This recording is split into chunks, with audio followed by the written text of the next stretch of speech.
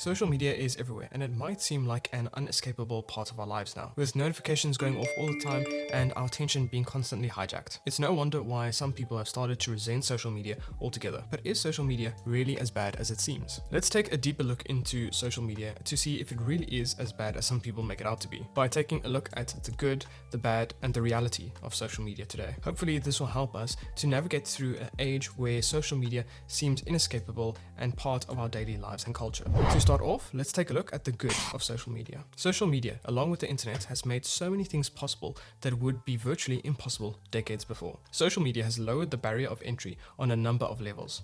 Nowadays, with the internet, the technology that's in your pocket, and the advent of social media, you can start and share your own personal podcast with the entire world. This is something that a few decades ago would have been virtually impossible. You would have to have a massive amount of capital outlay to be able to buy a studio with the right equipment, with the recording, and the permissions to do so. Then you are still met with fierce competition from the industry and people trying to push you out. So many people who wanted to pursue their passion simply couldn't, because the barrier to entry was blocked by a large capital outlay and a lot of red tape from the already existing competition. This isn't only limited to podcasts, but it's just an example of the many ways that social media has really lowered the barrier for many people to start and pursue passions that they otherwise never would have been able to do otherwise. Thanks to social media and the internet, you can become a filmmaker, create and promote your own small business, start a personal brand, create and share hobbies online, connect with people all over the world in a virtually instantaneous basis. You have access to information at lightning speed. There are new career possibilities and opportunities, and so much more is made possible thanks to social media and the internet. Social media has made it possible for so many people to go all in on their passions and actually make a living out of it. The bad side of social media. Now we have to take a look at the bad side of social media and see where social media falls short. In an age where we are hyper-connected and have access to so much stuff, there are bound to be a few, or more than a few, shortfallings and problems that we may encounter because of it. Social media platforms can be misused and used to spread hate speech, cyberbully, as well as harass others, all with the same lowered barrier to entry that we enjoy on the good side of social media. Social media is incredibly addictive and releases dopamine in the brain, which is part of the brain's reward system and connects feelings of pleasure to behavior, which motivates our actions. After a few minutes of novel social media scrolling, it can become addictive as your brain keeps seeking more and more pleasure. Social media can lead to a lot of unhelpful comparison, which can lead to isolation as well as depression and anxiety. The fear of missing out that is created by the constant consumption and the realization that there will never be an end to our consumption emphasizes the fear and anxiety of missing out. Fear of missing out is created by the constant consumption of social media and is a downward spiral as you realize that there will never be an end to the amount of content you can consume, which then magnifies your fear of missing out, increases anxiety and fear. There are also a lot of scams on social media where people try and steal your contact information, your money, as well as identity theft and a whole host of other things. Social media can affect your sleep and your health if consumed too much, as the blue light from your screen affects your body's release of melatonin. Melatonin is basically a hormone that helps regulate your sleep. It helps to cause drowsiness and the natural rhythm of you going to sleep. So when we are exposed to too much blue light, it tricks our brain into thinking that it's still daylight, therefore suppressing the melatonin and keeping us more awake, which then affects our sleeping patterns. This can make it harder to feel drowsy at night and harder to fall asleep. I know I didn't cover all the good things that social media does, and I definitely didn't cover all the bad things that social media does, but I think we've covered quite a few on the case of what is good about social media and what is bad about social media. So after covering the goods and bads about social media, we can see that there are some really good points for social media and others that are really not so good. So the question should be, what do we do now with this information? Realize that yes, social media has good and bad things about it. We can look at how to use it well and how to navigate through social media to have a better experience. The reality is that social media isn't inherently good or bad, it just is. It is a tool that can be used for good or bad, and some use it for good and some use it for bad. Much like money, social media is a tool that can be used to do a lot of good or a lot of bad. And also in the same way, it can be used as an amplifier of who you are. We are the ones who have a choice. We can choose to use social media or not use it at all, and how we use it as well. Social media is a tool. Is there something you want to do or create that you can use social media as a tool to help you create it and reach that goal in a positive way? How can you use social media in a way that will positively impact the lives of other people? You have a tool in your hand. You can either use it to build your own stuff in the world and build your own buildings, or you can use this tool to break others' buildings down. But realize that this is just a tool. On its own, left alone, it cannot do anything. You are the one that needs to use the tool to create or do something. Nothing can come from just a tool. Left alone, it can do nothing. Use it in the right hands and you can create amazing things and build something for yourself.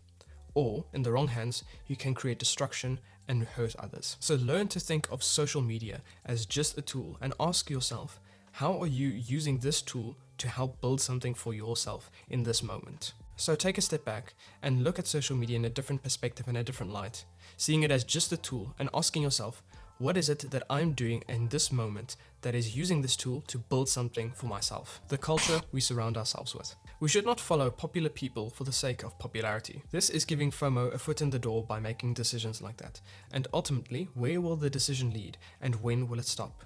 How many popular people will we have to follow until we're finished? It will turn itself into a never-ending cycle of following popular people for the sake of what position they hold at the moment of time. So who then should we follow? When we decide who we need to follow and what online culture we want to create for ourselves, we need to remember that the actions we take on social media can affect our mental health. So make that decision for you, not for other people. Follow your close friends and family, for example. Follow people who inspire you and motivate you, and not people who will make you feel insecure, depressed, or anxious. Remember, you are the captain of your ship. You are the curator of your feed. How do you want your life to look like? What do you want to do and accomplish? Your social media feed should reflect the life that you want to lead. Learning to curate your feed into something that inspires you, uplifts you, and motivates you, and helps you grow is an act of protecting your mind and your emotions. Social media is a reflection of you. Social media is, in some ways, a mirror. What are you permitting to be on your feed? Is there something that will be uplifting to you? Is there something that will make you grow and learn? Or is it sowing seeds of anger,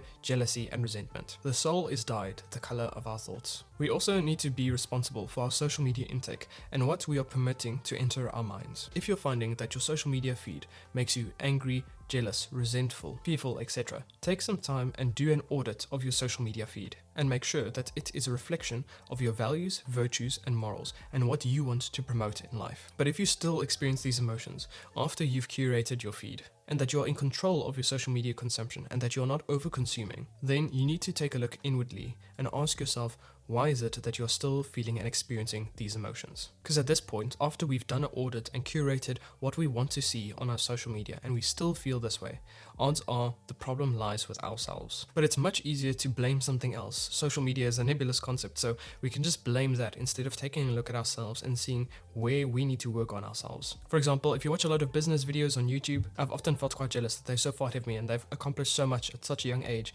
and that I wouldn't be able to accomplish what they have even in my entire lifetime. So in that, we can become angry or resentful. But in reality, the content is good in and of itself, but we need to take a step back and look inward and realize what we need to work on ourselves. What is it revealing to us about where we are lacking or where we need to work on ourselves? Do we possibly need to consume less and work more? So use social media to your benefit by using it as a tool for personal growth and development, rather than turn around and hate on social media or the way a person made you feel, even if that wasn't their agenda at all. Stop consuming and start creating. This is a term that has grown and has become more popular as the internet evolves, and for good reason. As the saying goes, everything in moderation. Too much of anything is not good for you. And social media consumption has a limit to what is useful to consume. And that limit is generally a lot less than what most of us think it is. Because social media is still entertainment, even if you are using it to learn and grow, there still needs to be a balance between learning and implementing, and it needs to be focused way more on implementing than on consuming. So why create over consume?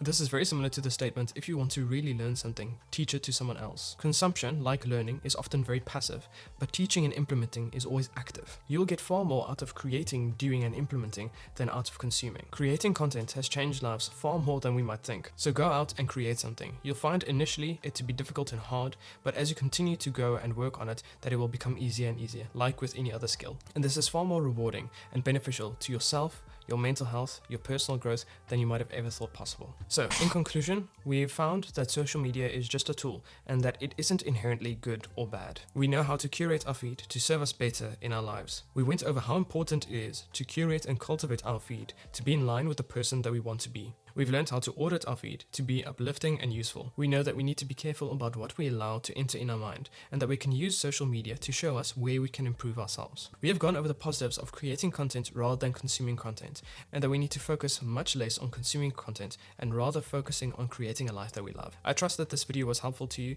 If you like this video, be sure to watch my other video called Poke the World. It goes over how trying new things can lead to a much better life. If you enjoyed this video, please consider subscribing for more content like this, and I'll see you guys in the next video. But for now, goodbye.